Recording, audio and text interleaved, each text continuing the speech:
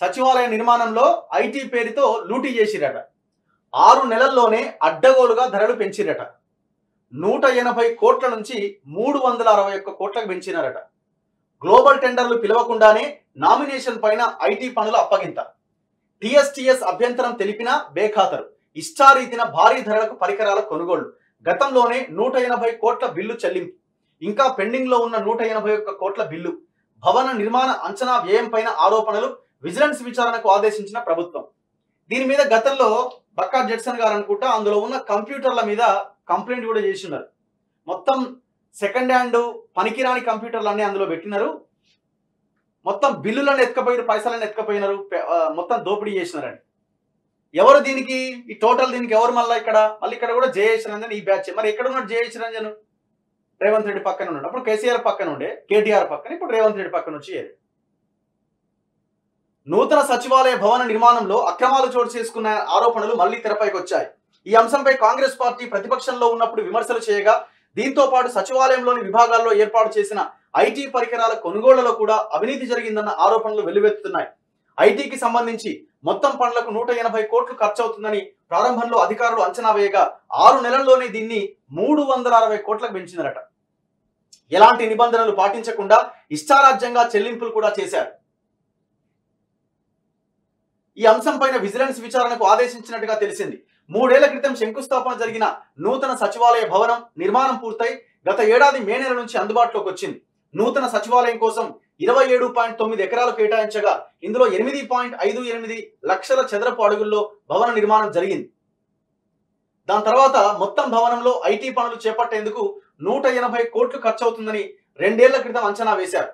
ఈ మేరకు ఐటీ శాఖ అప్పట్లో చేసిన ప్రతిపాదనలు ప్రభుత్వం ఆమోదించింది. అయితే 6 నెలల తర్వాత మొత్తం పరికరాలకు 360 కోట్లు అవుతుందని ఐటీ శాఖ మరో ప్రతిపాదన పంపింది.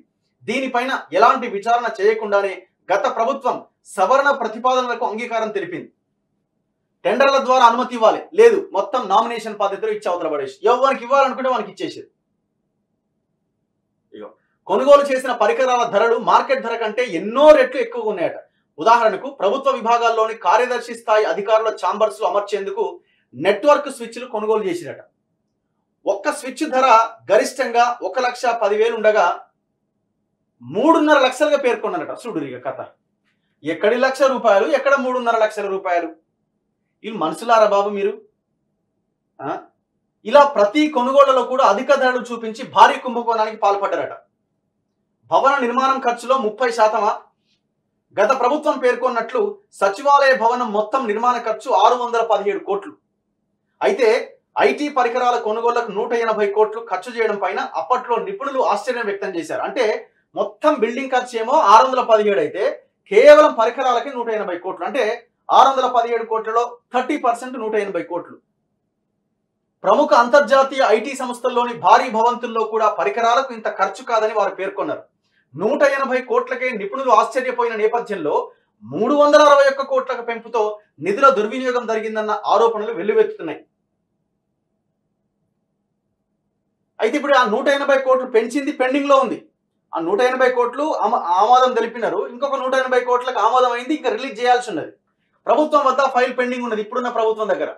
ప్రస్తుతం దీని బిల్లుల వ్యవహారం ప్రభుత్వం వద్ద పెండింగ్ లో ఉంది. పరికరాల కొనుగోళ్లలో ఐటీ శాఖ ఉన్నతాధికారి పాత్ర ప్రముఖంగా ఉందని తెలుస్తోంది. ఇదిలా ఉంటే సెక్రటేరియట్ భవన నిర్మాణం 617 కోట్లని గత ప్రభుత్వం పేర్కొన్నప్పటికీ తర్వాత అంచనాలు సవరించారు.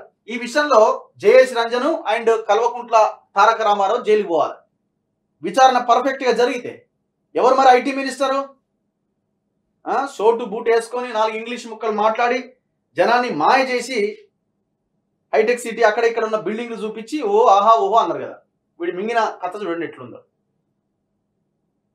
ఎక్కడి అంటే ఈజీగా పెంచేసి 180 ప్లస్ 180 చేసి 360 చేసి కథం అయిపోయింది. హలో జడ్సన్ గారు నమస్తే. ఇప్పుడు ఈ సెక్రటేరియట్ లో ఈ ఐటీకి సంబంధించిన ఈ పరికరాల స్కామ్ జరిగిందని మీరు గతంలో కంప్లైంట్ చేసినట్టున్నారు. ఇప్పుడు ఇందులో ఇవాళ ఆంధ్రజ్యోతిలో ఒక ఐటమ్ వచ్చింది, ఐటీ పేరుతో లూటీ అని. 180 కోట్లు ఎస్టిమేషన్ ఉంటే దానికి ఆమోదం తెలిపి లాస్ట్ గవర్నమెంట్ లో. అది 361 కోట్లకు పెంచి మళ్ళీ ఇంకొక 181 కోట్ల బిల్లులకి వెయిట్ చేస్తా ఉన్నారు. అదే టిఎస్పిఎస్కెళ్ళి జరిగిందనా ఏది అప్పుడు స్కామ్ అంతా.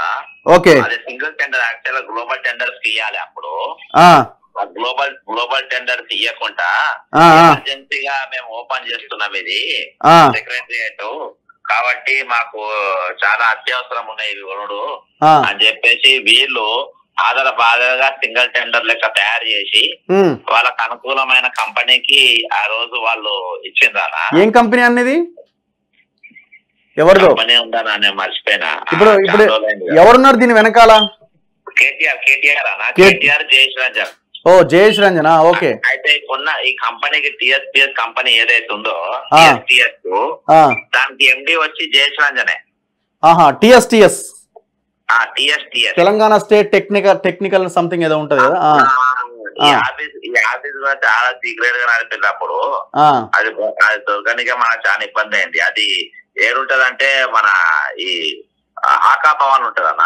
ఓకే, హాకా భవన్ ఉంటది. అప్పుడు మన కంపెనీ పేర్లు అన్ని ఇచ్చినాము, మనకు ఐడియా ఉంది ఆ కంపెనీల పేర్లు ఎవరెవరు ఏంటిది అని చెప్పేసి మన బుక్ లో కూడా పెట్టినాం. అది ఎవరి పారాయణ తెలంగాణలో పెట్టినాం. అది ఎవరికి ఇచ్చిండ్రు ఏంటిది, ఎవరికి లబ్ధి చేయనీకి అని చెప్పి ఇచ్చిండ్రు అని చెప్పి ఇది చేసిన. ఇంకోటి అవి అన్ని కూడా ఇప్పుడు సెక్రటరీ గారు పోయినా కదా 2-3 సార్లు, అవేవి కూడా నాణ్యత లేనివి, అవన్నీ సెకండ్ క్వాలిటీ, అంత సెకండ్ క్వాలిటీయే.